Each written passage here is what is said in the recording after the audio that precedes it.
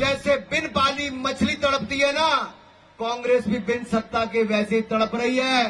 खड़गे जी कश्मीर में तड़प रहे, राहुल गांधी जी विदेश में तड़प रहे, कुछ नहीं होता। 20 आने के बाद भी कुछ नहीं होता। मोदी जी कहते मैं रहूं ना रहूं, मेरा भारत रहना चाहिए।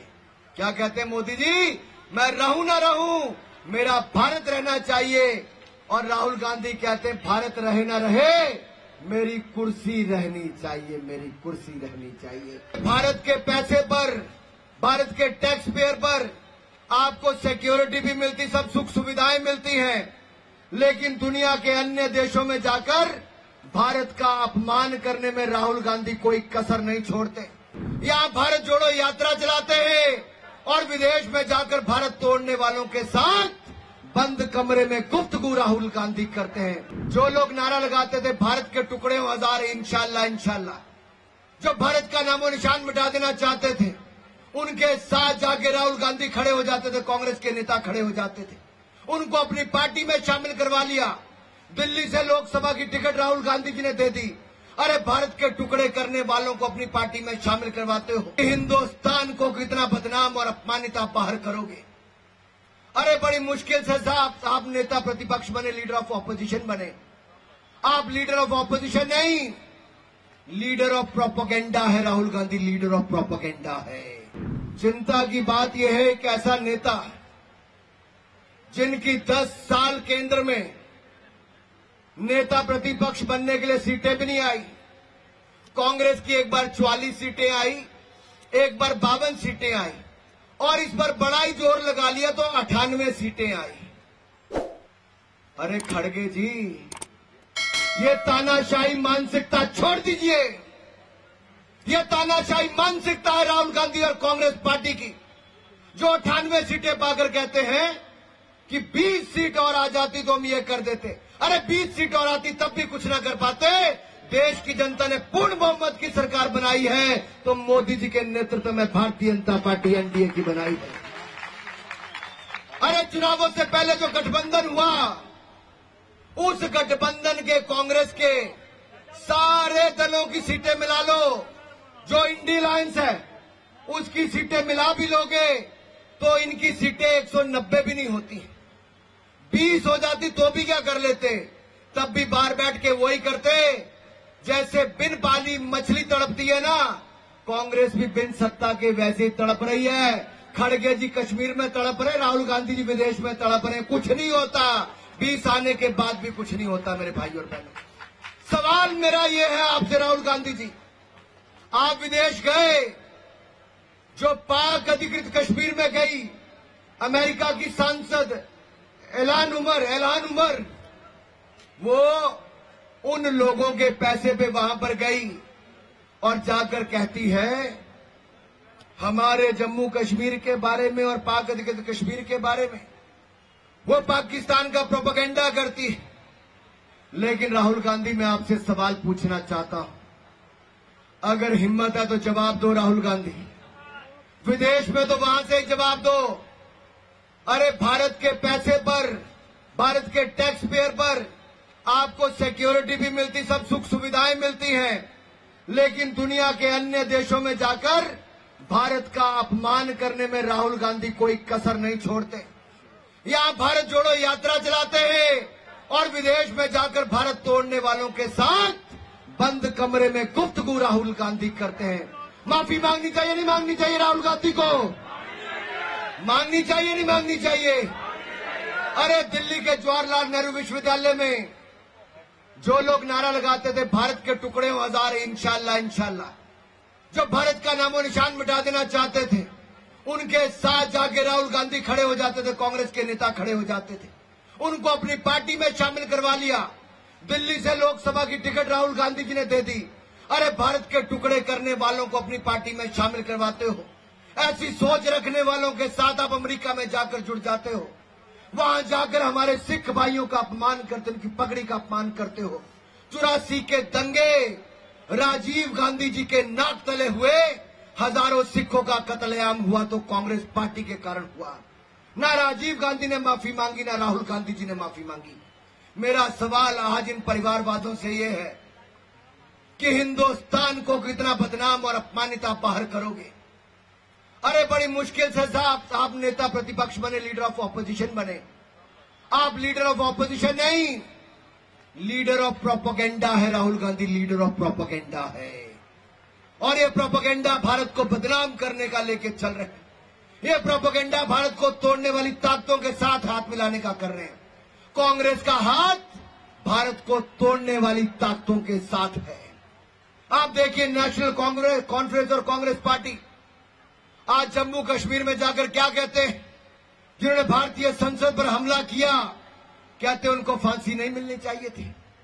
उमर अब्दुल्ला पहले कहते थे मैं चुनाव नहीं लड़ूंगा, लेकिन जब चुनाव लड़ने की तारीख तय कर दी, सीट तय कर दी, तो अब दो विधानसभाओं से जाकर वो चुनाव लड़ रहे हैं। पता है एक से हार जाएंगे तो शायद दूसरी से बच जाएंगे, लेकिन अब इतने लोग वहां पर चुनाव लड़ रहे हैं। उमर अब्दुल्ला एक नहीं, चाहे 4 सीटों से भी लड़ जाओगे, चारों की चारों पे ही जमानत जब्त होती पाओगे मेरे भाई और बहनों। और ये मैं इसलिए कह रहा हूं कि ये लोग वो हैं राहुल गांधी जी और उमर अब्दुल्ला जी। कान खोलकर सुन लीजिए। एक तरफ हमारे प्रधानमंत्री नरेंद्र मोदी हैं। मोदी जी कहते मैं रहूं ना रहूं, मेरा भारत रहना चाहिए। क्या कहते हैं मोदी जी? मैं रहूं ना रहूं, मेरा भारत रहना चाहिए। और राहुल गांधी कहते हैं भारत रहे ना रहे, मेरी कुर्सी रहनी चाहिए, मेरी कुर्सी रहनी चाहिए। कौन चाहिए भाई? भारत को रखने वाला चाहिए कि भारत को मिटाने की सोच रखने वाले चाहिए? कौन चाहिए? अगर भारत को रखने वाला चाहिए तो बोले भारत माता की, भारत माता की। कांग्रेस के मंच पे अगर भारत माता की जय के नारे लग जाए तो रुकवा के कहते सोनिया गांधी की जय करो, भारत माता की मत करो। ये तो इनकी मानसिकता है।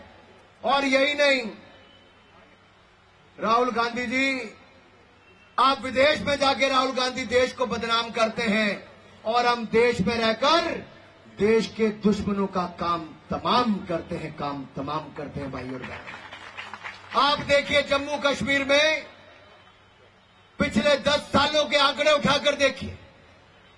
हमने आतंकवाद की घटनाओं में 70% की कमी लाए। पथराबाजी की घटनाएं अगस्त 2019 के बाद शून्य रह गई, कोई पथराव की घटनाएं नहीं हुई। ये मोदी सरकार ने करके दिया है, अमित शाह जी के प्रयासों के कारण हुआ है। वहीं दूसरी ओर आतंकवादी घटनाओं में हमारे सैनिकों का शहादत भी पहले से बहुत कम हुई। हमारा प्रयास है हमारे एक भी सैनिक की और एक भी नागरिक की जान न जाए। अभी हमने 70% कमी लाए हैं। आप हमारी सरकार बनाओ, आने वाले समय में हम आतंकवाद को जड़ से मिटाने का काम करेगी तो भारतीय जनता पार्टी करेगी। मेरे भाई और बहनों, मैं आप सबके सामने एक बात बड़ी गंभीरता के साथ करना चाहता हूं। ये देखिए, ये 1991 का कांग्रेस पार्टी का एडवर्टाइजमेंट है, मैनिफेस्टो है, उसकी एक फोटो है। यहां पे एक कैक्टस दिख रहा है, ये जो सुई की तरह चुभता है ना कैक्टस, वो वाला प्लांट है। और इसके साथ क्या लिखा है? Will your destiny be decided by your birth instead of your merit. इसका मतलब कांग्रेस जवाहरलाल नेहरू के समय से लेकर राहुल गांधी के समय तक कांग्रेस पार्टी की एक ही मंशा है कि आरक्षण को जड़ से खत्म कर देंगे। ये इन्होंने इसीलिए इतने वर्षों तक वाल्मीकि समुदाय को उसके हक यहां पर नहीं दिए। जो पकड़ कर लाए थे सफाई करने के लिए, उनसे सफाई करवाई। उनके बच्चों को पढ़ने का अधिकार भी नहीं दिया, नौकरी का अच्छा अधिकार भी नहीं दिया। जो पाक अधिकृत कश्मीर से आए थे, वेस्टर्न पाकिस्तान के रिफ्यूजी थे, उनको भी यहां पर उनके अधिकार नहीं मिले। जो शेड्यूल ट्राइब और शेड्यूल कास्ट है, चाहे हमारे गुज्जर बकरवाल भाई हैं, उनको भी उनके हक इन्होंने दिए। आपने नरेंद्र मोदी जी की भारतीय जनता पार्टी की सरकार बनाई। हमने धारा 370 हटाकर हमने वाल्मीकि समुदाय को, शेड्यूल कास्ट को भी, शेड्यूल ट्राइब को भी, इन सबको इनके अधिकार दिए। पाक अधिकृत कश्मीर के शरणार्थियों को भी इनके अधिकार दिए। और पहली बार है कि हमारे इन भाइयों को अपने वोट का अधिकार भी मिलेगा और गुज्जर बकरवाल भाइयों को अब 9 सीटें विधानसभा में इनके एमएलए भी बनकर जाएंगे, तो भारतीय जनता पार्टी के कारण जाएंगे।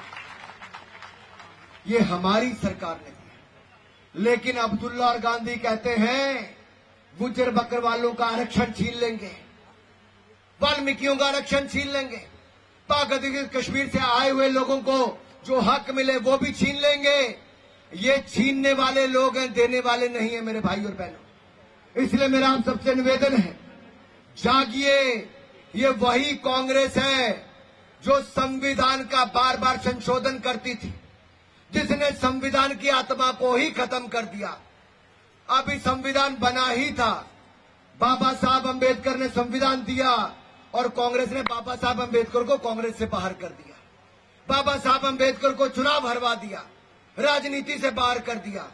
और बाबा साहब अंबेडकर सदा धारा 370 को खत्म करना चाहते थे, कभी चाहते नहीं थे कि धारा 370 हो, लेकिन नेहरू जी ने आपको वो कष्ट दिया, धारा 370 लागू करके दिया है।